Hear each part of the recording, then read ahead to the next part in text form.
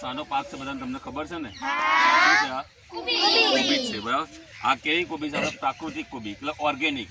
આ કોબીજની અંદર આપણે કોઈ રાસાયણિક ખાતર નાખેલું નથી કે કોઈ દવાનો સ્પ્રે રાસાયણિક કરેલો નથી. ખાલી ફક્ત આ ઘઉં આધારિત ખેતી છે.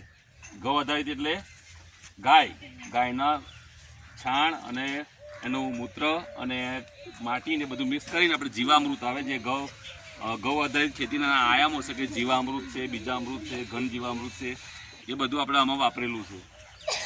પણ આ ખેતી કરવા માટે પહેલાં શું આપણી પાસે જોઈએ? ગાય જોઈએ. કેવી ગાય જોઈએ? દેશી ગાય.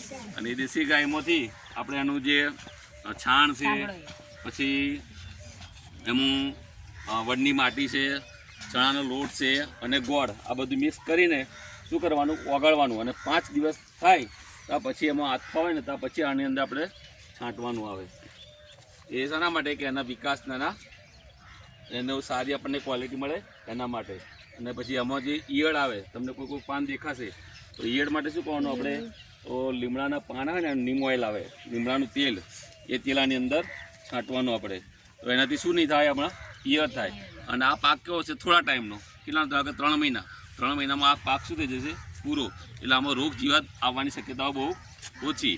પછી જો એમાં આપણે નિંદામણ થયું તો નિંદામણ જોયું? નિંદામણ જે કાઢ્યું છે ને એને આપણે જો પારી ઉપર મૂકી દીધેલું છે, જોયું તમે? એને બહાર નહીં કાઢ્યું કે આપણે કોઈ એને લેવા નહીં દીધું. તો શું કરવા કહે? એનાથી ભેજ સંગ્રહ શક્તિ છે એની લોબી થાય, ભેજ જળવાઈ રહે વધારે અને કોવાય એટલે એનું એક ખાતર બને અને એમાં જે તત્વો હોય એ છૂટા પડે. એટલે આમાં કોઈ આપણે રાસાયણિક પ્રક્રિયા કોઈ કરેલી નથી. એટલે મને શું કહેવાય? ઓર્ગેનિક ગૌ આધારિત ખેતી. તમારે કઈ એ બાબતે પ્રશ્ન હોય તો કહો.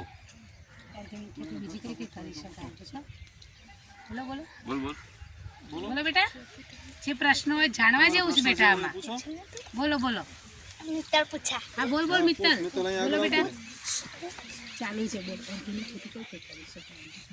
બીજી કઈ ખેતી કરી શકાય ઓર્ગેનિક? એમ પૂછો. બોલ ધ્રુવિકા.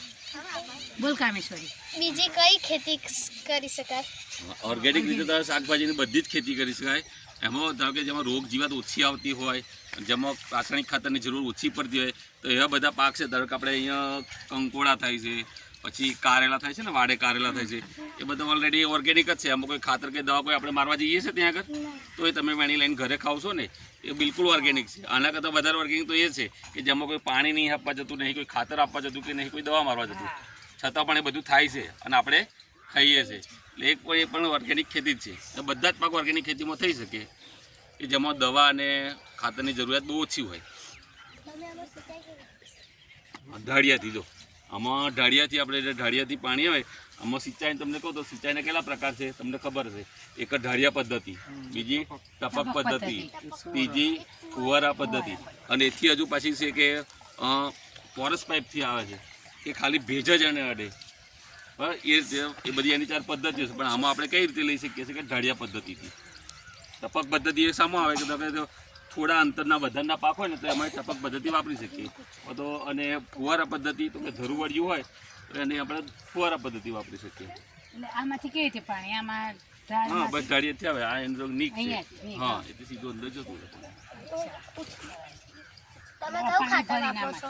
હું બેટા એ જ કહ્યું આપણે કે આ પ્રાકૃતિક છે. પ્રાકૃતિકમાં કોઈ ખાતર આવે નહીં. કયું ખાતર? ગૌ આધારિત ખાતર આવે કે ગાયનું ઘન જીવામૃત બનાવવાનું હોય, ગાયના છાણને સૂકવી નાખવાનું હોય, છાણ નાખવાનું આવે, એનું જીવામૃત લિક્વિડ બનાવીને ઢળિયામાં પાણી પીએ ને આપણે, તે ગાય ઢળિયે નાખી દેવાનું, તે આખા ખેતરમાં ફેલાય. હા, છાણને પહેલા સુકવવું પડે. એ પાક લેતા પહેલાં નાખવા, પણ પછીનું જે આવે ને લિક્વિડ બનાવે, એ લિક્વિડ આપણે ઘરે બનાવવાનું. આપણે ઘરે બનાવેલું છે એવું જીવામૃત આવે. એની ક્વોલિટી બી સરસ મળે અને બજારમાં પણ એના ભાવ પણ સારામાં સારા મળે. આ સિવાય આપણે મગની ખેતી અને ચોખાની ખેતી પણ ઓલરેડી પ્રાકૃતિક કરે છે ને એમાં આપણે 3 થી 4 એવોર્ડ પણ આપણે જીતેલા છે. અને આ વર્ષે પણ આપણે જિલ્લાની ફાઇલ મૂકેલી છે.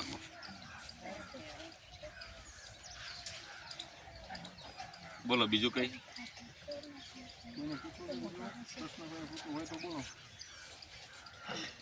જો આ કોબીજ કરીને આપણે 55 દિવસે એનો દડો તૈયાર થાય. કેટલા દિવસે?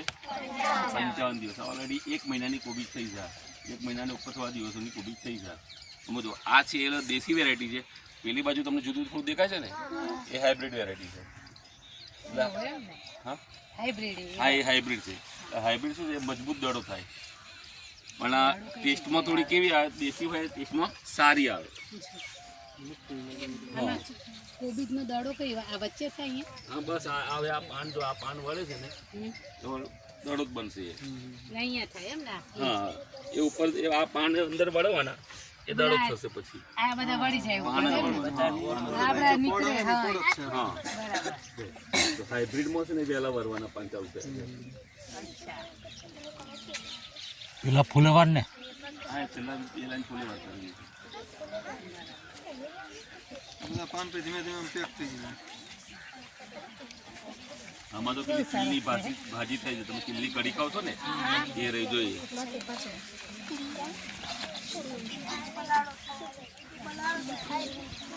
પેલી બાજુનો ફૂલે બાજુ આમનો આવશો બધા આ બાજુ રો આમ પાક ઉપર નો પગ આવો